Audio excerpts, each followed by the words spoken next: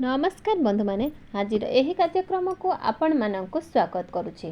तो आज यही कार्यक्रमटी तुला राशि व्यक्तिविशेष मानक पई बहुत गुरुत्वपूर्ण अटे। कारण तुला राशि व्यक्तिविशेष मानकर जीवन में यही विश्वकर्मा पूजा ठारू बहुत बड़ परिवर्तन घटवाक जाउछि। कारण यही विश्वकर्मा पूजा ठारू ग्रह नक्षत्र चलन में एक बड़ परिवर्तन होबाक ही जाउछि। जहा फल आपण जीवन में किसी बड़ परिवर्तन होबाक ही जाउछि। तो बंधु माने आपण जीवन में केउ सब परिवर्तन होबाक जाउछि से विषय जानिबा पई आपण माने भिडियोटी को स्किप न करी शेष पर्यंत निश्चित देखंतु एवं भिडियोटी को लाइक करी चैनल टी को सब्सक्राइब कर दियंतु एवं कमेंट बॉक्स रे भक्ति एवं श्रद्धार सहित जय श्री जगन्नाथ निश्चित लिखि दियंतु। तो बंधु माने आसंतु आरंभ करिबा आज एही कार्यक्रम को जहाँ आपणक जन्म एवं चंद्र राशि उपरे आधारित अटे। तो बंधु माने 12 गोटी राशि मध्यरु तो सप्तम राशि होउची तुला राशि एवं तुला राशि राशि अधिपति होउछंती शुक्र। तो बंधु माने शुक्र आपणकर दशम भाव में गोचर करेंगे किंतु एही विश्वकर्मा पूजा ठारू शुक्र आपणकर एकादश भाव को ही प्रवेश करेंगे। तो पूर्वर भल स्थिति ही थिले एवं एही विश्वकर्मा पूजा ठारू शुक्रंकर स्थिति आहुरी अधिक मात्रा रे मजबूत होई जिवो। तो शुक्र आपणकर एकादश भाव को लाभ स्थान को ही गोचर करेंगे। कुंडली रे एकादश स्थान टी सबुठारु अधिक शुभ बोली माना जाय थाए। कारण एकादश भावटी होता है लाभर स्थान एवं इच्छा वृत्तिर स्थान। तो आपणकर इनकम भी स्थान। तो निश्चित भाव में यही विश्वकर्मा पूजा ठारू आपणकर इनकम भी बढ़िबो। प्रत्येक क्षेत्र में आपण को लाभ प्राप्ति हेबो। तो आपण जो सब कार्य भी हाथ देबे निश्चित भाव में से आपण को सफलता मिलिबो। तो यह व्यतीत आपणकर स्वास्थ्य मध्य बहुत भल रहिबो।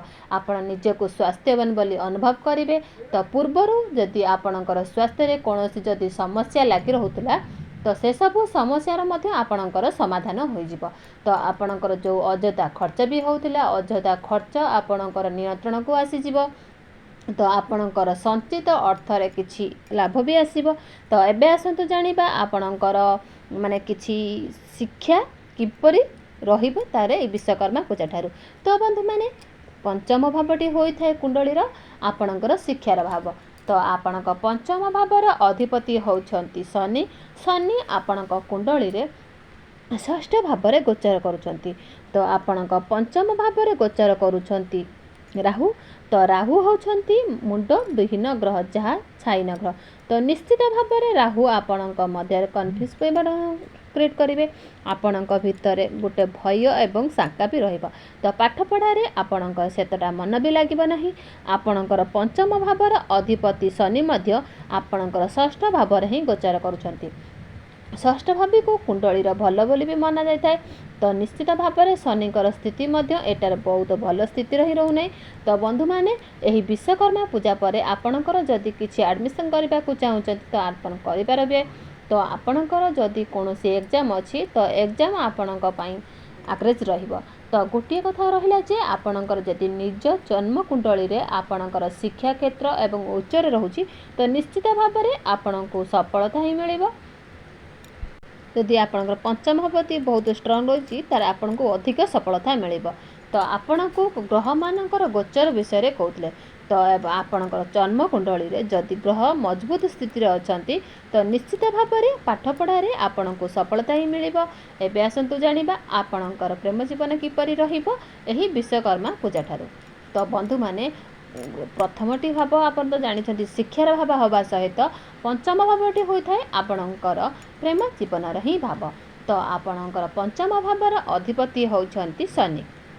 शनि आपणक कुंडली रे षष्ठ भाव में ही गोचर करुछंती एवं आपणकर पंचम भाव में गोचर करुछंती राहु। तो शुक्र आपणकर बहुत भल स्थिति ही अछंती। तो ये विश्वकर्मा पूजा ठारू शुक्र आपणकर एकादश भाव में ही गोचर करेंगे। शुक्रंकर दृष्टि आपणकर पंचम भाव उपर ही रहिबो। तो राहु आपणकर पंचम थिबार हेतु आपणक मध्य कन्फ्यूजन रहिबो। राहु होउछंती छाया ग्रह। तो आपणक भितर किसी पार्टनर मध्य आपण सहित छलना भी करि पारंती। से कहूथिबे आपणक सहित सेमिति करि भी पारंती। तो जो भली व्यवहार करुथिबे आपण को सेपरि करि भी न पारंती।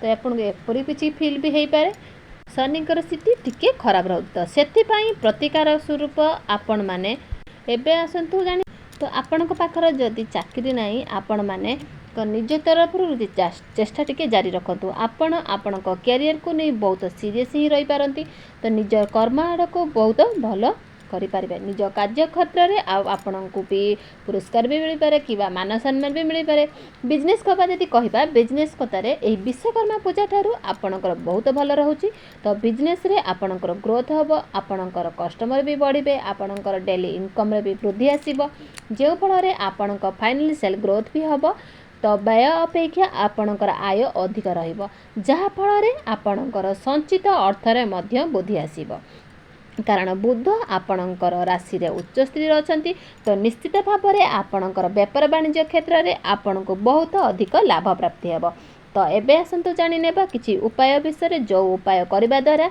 आपण को अधिक मात्रा रे शुभ फल प्राप्ति हेबो तो एवं जहाँ भी किछि अशुभता रहउछि आपणकर खंडन होई जिवो तो सेथिपाई आपण प्रत्येक दिन शनिंकर बीज मंत्र 108 थर जप करंतु कारण शनिंकर स्थिति आपणक कुंडली रे टिके खराब स्थिति रे अछि तो सेथिपाई आपण प्रत्येक दिन शनिंकर बीज मंत्र 108 थर जप करंतु एवं प्रत्येक दिन हनुमान चालीसा मध्य पाठ करंतु एहा व्यतीत राहुंकर प्रतिकारक स्वरूप आपण प्रत्येक दिन पक्षी मानकु किछि खाइबाकू दियंतु एवं पानी दियंतु तो प्रत्येक दिन आपण उदित सूर्य को तंबा पात्र रे जलाघ्य अर्पण करंतु देखिबे निश्चित भाव में आपनको शुभ फल प्राप्ति हेबो।